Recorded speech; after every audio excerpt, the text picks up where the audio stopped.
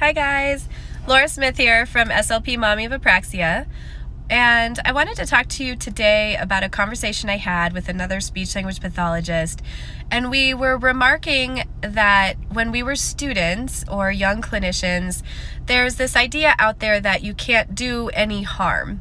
So as a young therapist, typically you are worried about messing someone up and you're scared to even do a group or do speech therapy on your own. And it's very comforting advice to get, well, you can't hurt anyone. Just get in there. You can only help them. And that advice is very comforting. Unfortunately, this particular speech therapist and I are also mothers to children with apraxia. And if anything, our experience has taught us is that a therapist doing the wrong approach for therapy for apraxia can absolutely mess a child up. And how could that be? Well, for a couple reasons. If the approach is not the correct approach in what we know currently to be best practice for apraxia, which is using the principles of motor learning. If we're using an approach that does not incorporate those principles, typically the child is not going to make progress. And I would argue that time spent in therapy where progress is not made is harming the child. And I just want to get that information out there because I have a unique perspective that way, But I'm also not just speaking now that, I'm an apraxia expert and it's easy for me to say because I'm in private practice. I am speaking from experience.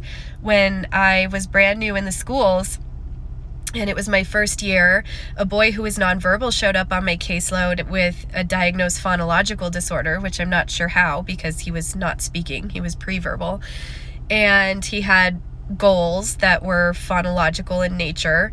And again, he wasn't speaking, so I couldn't even work on those goals. And after about a month, I realized, oh my goodness, I think this child has apraxia. And instead of throwing up my hands and saying, well, I am not trained in it, so I'll just do the best I can, I felt I had an obligation to seek out that information. And so, I did find articles from the Apraxia Kids website, and now there's even webinars and things that you can do to help the child. So, what I'm saying is this idea of you can't mess the kids up, though it's nice and it gives new therapists and young therapists confidence to get out there and do speech therapy.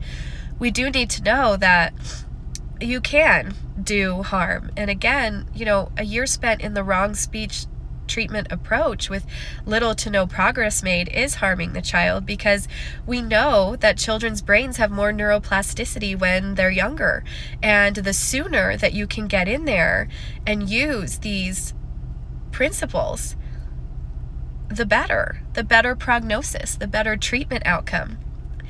In addition, there's the child's emotional health. I get a lot of children now that I'm in private practice specializing.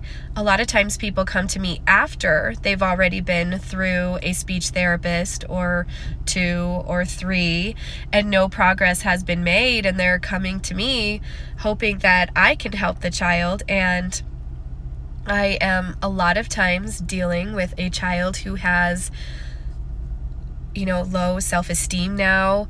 They have behaviors around therapy. They have a negative emotional response to the therapy process, and I have to spend more time than normal building rapport and proving to them that I can trust them, that they can trust me. So I have parents even apologize sometimes and say, I'm sorry they're acting this way. And my response is always, don't apologize.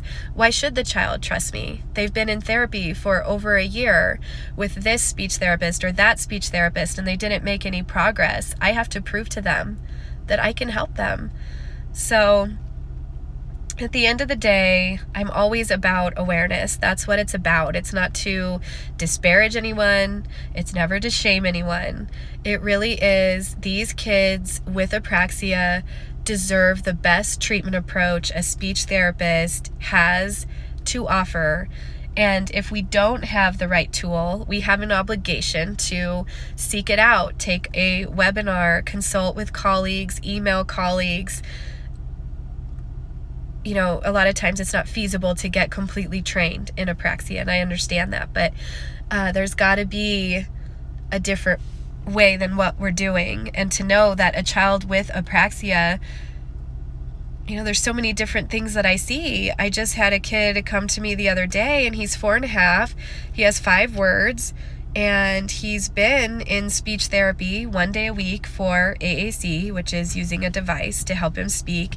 He's had more behaviors and tantrums in the last year due to his inability to communicate, and the speech therapist isn't working on verbal speech at all, and furthermore never recommended that this child be a candidate for verbal speech. So I'm just confused by that. I just want there to be more awareness and more understanding around apraxia so that kids and families don't waste unnecessary time in treatment approaches that don't work.